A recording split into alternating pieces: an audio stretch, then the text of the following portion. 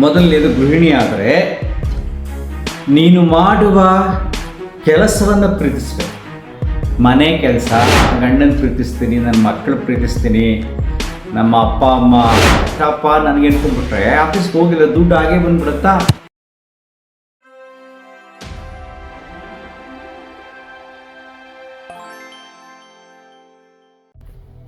ನಮಸ್ಕಾರ ಸ್ನೇಹಿತರೆ.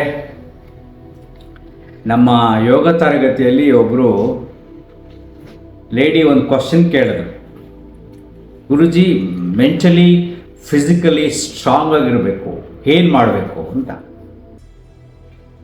ಅದಕ್ಕೆ ನಾನು ಹೇಳಿದೆ, ಲವ್ ಮಾಡಬೇಕಮ್ಮ ಅಂದೆ. ಅವ್ರು ನಕ್ಕರು, ಏನನ್ನು ಲವ್ ಮಾಡಬೇಕು, ನೀವೇನು ಮಾಡ್ತಾಯಿದ್ದೀರಿ ಹೇಳಿ ಅಂದೆ.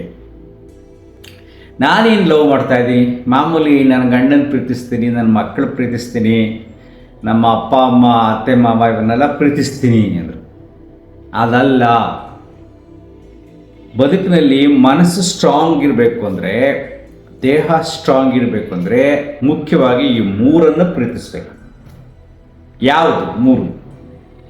ಮೊದಲನೇದು ಗೃಹಿಣಿ ಆದರೆ ನೀನು ಮಾಡುವ ಕೆಲಸವನ್ನು ಪ್ರೀತಿಸಬೇಕು. ಮನೆ ಕೆಲಸ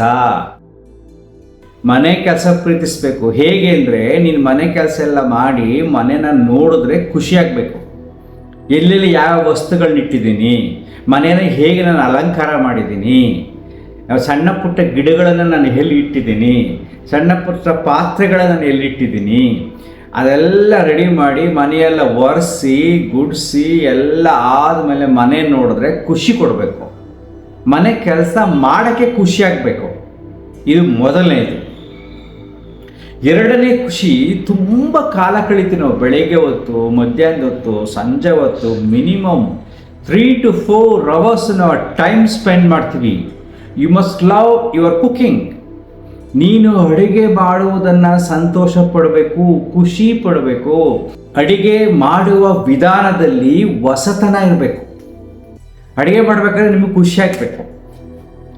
ಸೊ ಇದನ್ನು ಮಾಡಬೇಕು, ಎರಡನೇದು. ಮೂರನೇದು, ನಿನ್ನನ್ನು ನೀನು ಪ್ರೀತಿಸಬೇಕು. ಮೊದಲು ನಿನ್ನನ್ನು ನೀನು ಪ್ರೀತಿಸು. ನಿನ್ನ ಮನಸ್ಥಿತಿ ಹೇಗಿದೆ ನೋಡು, ಖುಷಿಯಾಗಿರೋ. ಮನೆ ಕೆಲಸ ಮಾಡೋಕ್ಕೆ ಎಷ್ಟೊಂದಿದೆ. ಮನೆ ಒರೆಸ್ಬೇಕು, ಗುಡಿಸ್ಬೇಕು, ಪಾತ್ರೆ ತೊಳಬೇಕು, ಬಟ್ಟೆ ಒಗಿಬೇಕು, ತಂದಿಡಬೇಕು, ಎಷ್ಟೊಂದು ಕೆಲಸ ಇದೆ. Spending 2 to 3 hours. ನಾನು ಅಡುಗೆ ಮಾಡೋಕ್ಕೆ ಎಷ್ಟೊಂದು ಕೆಲಸ ಇದೆ. ಇದನ್ನು ಬರ್ಡನ್ ಅನ್ಕೋಬಾರ್ದು. It's way of life. ನಿನ್ನ ಬದುಕಿನ ಭಾಗವೇ ಅದು. ಆಯ್ತಪ್ಪ, ಸುಮ್ಮನೆ ಕೂತ್ಕೊಂಡ್ಬಿಟ್ರೆ ಹಾಗೆ ಬಂದ್ಬಿಡುತ್ತಾ, ಅಡುಗೆ ಹಾಗೆ ಬಂದ್ಬಿಡುತ್ತಾ, ಮನೆ ಹಾಗೆ ಕ್ಲೀನ್ ಆಗಿಬಿಡುತ್ತಾ. ಆಫೀಸ್ಗೆ ಹೋಗೋಣ, ಅಯ್ಯೋ ಹೋಗೋದು ಕಷ್ಟಪ್ಪ ನನಗೆ ಅನ್ಕೊಂಡ್ಬಿಟ್ರೆ ಆಫೀಸ್ಗೆ ಹೋಗಿಲ್ಲ, ದುಡ್ಡು ಹಾಗೆ ಬಂದ್ಬಿಡುತ್ತಾ. ಗಂಡ ಅದನ್ನು ಹೊರಗಡೆ ಹೋಗಬೇಕು, ಟ್ರಾಫಿಕ್ನಲ್ಲಿ ಹೋಗ್ಬೇಕು, ಆಫೀಸ್ಗೆ ಹೋಗ್ಬೇಕು, ಅಲ್ಲಿ ಜನಗಳ ಜೊತೆ ಇರಬೇಕು, ಬಾಸ್ಗೆಲ್ಲ ಅನ್ಸ್ಕೋಬೇಕು, ಅಥವಾ ಅವನು ಕೆಲಸ ಮಾಡಬೇಕು, 8 ಗಂಟೆ ಕೆಲಸ ಮಾಡಬೇಕು, ಪುನಃ ಆಫೀಸ್ಗೆ. ಅಯ್ಯೋ ಯಾರು ಹೋಗ್ತಾರೆ, ಮನೆಗೆ ಕುತ್ಕೊಂಡ್ಬಿಟ್ರೆ ಜೀವನ ಹೇಗೆ ಸಾಗುತ್ತೆ? ಸೊ ನೀನು ಮಾಡುವ ಕೆಲಸವನ್ನು ಹೃದಯಪೂರ್ವಕವಾಗಿ ಆನಂದಿಸಬೇಕು. When you enjoy your work 100%, ದೇಹ ಮತ್ತು ಮನಸ್ಸು ಎರಡೂ ಆರೋಗ್ಯವಾಗಿರುತ್ತೆ. ನಾವೇನು ಮಾಡ್ತಾ ಇದ್ದೀವಿ ಇಲ್ಲಿ, ನಾವು ಮಾಡ್ತಕ್ಕಂಥ ಕೆಲಸನ ಸಿಟಿಲಿ ಹೋಗಿ ಇದನ್ನು ಹೇಳ್ತಾ ಇದ್ದೀನಿ. ಹಳ್ಳಿ ಕಡೆ ಹೋದ್ರೆ ಎಷ್ಟೊಂದು ಕಷ್ಟ ಇರುತ್ತೆ ನೋಡಿ. ಹಳ್ಳಿನಲ್ಲಿ ರೈತನ ಜೀವನ ಪ್ರಕೃತಿಯ ಮೇಲೆ ಡಿಪೆಂಡ್ ಆಗಿರುತ್ತೆ. ಅದು ಪ್ರಕೃತಿ ಯಾವಾಗ ಏನು ಆಟ ಆಡುತ್ತೆ ಗೊತ್ತಿಲ್ಲ. ಅವ್ನು ಬೆಳೆದಿರ್ತಕ್ಕಂಥ ಬೆಳೆಗಳಿಗೆ ಯಾವ್ಯಾವ ರೋಗಗಳು ಬರ್ತವೆ ಗೊತ್ತಿಲ್ಲ. ಬೆಳೆದಾದ್ಮೇಲೆ ಏನು ರೇಟ್ ಸಿಗುತ್ತೆ ಗೊತ್ತಿಲ್ಲ. ಒಂದು ಸಿಂಪಲ್ ತರಕಾರಿ 1 kg 10 ರೂಪಾಯಿಗೆ ತಗೋತಾನೆ ಒಬ್ಬ ಮಧ್ಯವರ್ತಿ.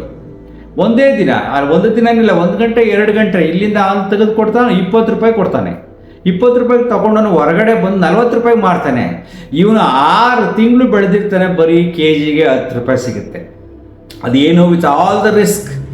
ಬೆಳಗ್ಗೆ ಅದು ಗೊಬ್ಬರ ಹಾಕಿ, ನೀರು ಕಟ್ಟಿ, ಔಷಧಿ ಎಲ್ಲ ಹೊಡೆದು ಎಲ್ಲ ನೋಡಿಕೊಂಡು ಇದೆಲ್ಲ ಚೆನ್ನಾಗಿ ಮಾಡಿ, ಜೋರು ಮಳೆ ಬಂದರೆ ಅದು ಕೊಚ್ಕೊಂಡು ಹೋಗ್ಬಿಡುತ್ತೆ, ಅಥವಾ ಇನ್ನೇನು ಮಳೆ ಇಲ್ಲ ಅಂದರೆ ಒಣಗೋಗ್ಬಿಡುತ್ತೆ. ಇಷ್ಟೆಲ್ಲ ರಿಸ್ಕ್ ತೊಗೊಂಡು ಮಾಡಿದ್ರೆ ಪಾಪ ಅವ್ನಿಗೆ 10 ರೂಪಾಯಿ, ಸುಮ್ಮನೆ ಮಾರೋನಿಗೆ 10 ರೂಪಾಯಿ, ಇನ್ನೊಬ್ಬರು ಮಾರೋನಿಗೆ 20 ರೂಪಾಯಿ. ಅಯ್ಯೋ ಇಷ್ಟೆಲ್ಲ ಜೀವನ ಕಷ್ಟ ಅಂದ್ಬಿಟ್ರೆ ನಮ್ಗೆ ಅನ್ನ ಸಿಗುತ್ತಾ? ಸೊ ಪ್ರಕೃತಿಯ ವಿರುದ್ಧವೇ ಹೋರಾಟ ಮಾಡಿಕೊಂಡು ಅವನು ದುಡಿತಿದ್ದಾನೆ ರೈತನಿಗೆ. ಇನ್ನು ಸಿಟಿಲಿರೋರಿಗೆ ಈ ಸಿಟಿ ಟ್ರಾಫಿಕ್ಕು, ಈ ಟೆಕ್ನಾಲಜಿ, ಇಷ್ಟೆಲ್ಲ ಸ್ಟ್ರೆಸ್ ಇಟ್ಕೊಂಡು ದುಡಿತಾ ಇರ್ತಾನೆ.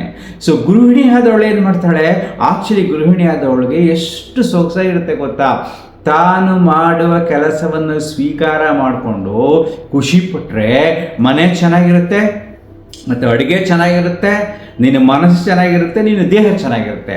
ನಾವೇನು ಮಾಡ್ತೀವಿ, ಅದನ್ನು ಸ್ವೀಕರಿಸಲ್ಲ. ಸೊ ಕೆಲಸನೇ ಒಂದು ಬರ್ಡನ್ ಅಂದ್ಕೊಂಡ್ಬಿಡ್ತೀವಿ. ಯಾವಾಗ ಬರ್ಡನ್ ಆಗುತ್ತೋ, ನೀನು ಪ್ರೀತಿಸಲ್ವೋ, ನಿನ್ನ ಮನಸ್ಸು ಅರಳಿರೋದಿಲ್ಲ, ಆಗ ಸಂಬಂಧಗಳಲ್ಲಿ ಬಿರುಕು ಜಾಸ್ತಿ ಆಗುತ್ತೆ. ಸೊ ಅವ್ರು ಕೇಳಿದಾಗ ನಾನು ಇದನ್ನೆಲ್ಲ ಎಕ್ಸ್ಪ್ಲೇನ್ ಮಾಡೋದಾಗ ಅವ್ರಿಗೂ ಯೋಚನೆ ಮಾಡ್ತಾ ಇದ್ರು.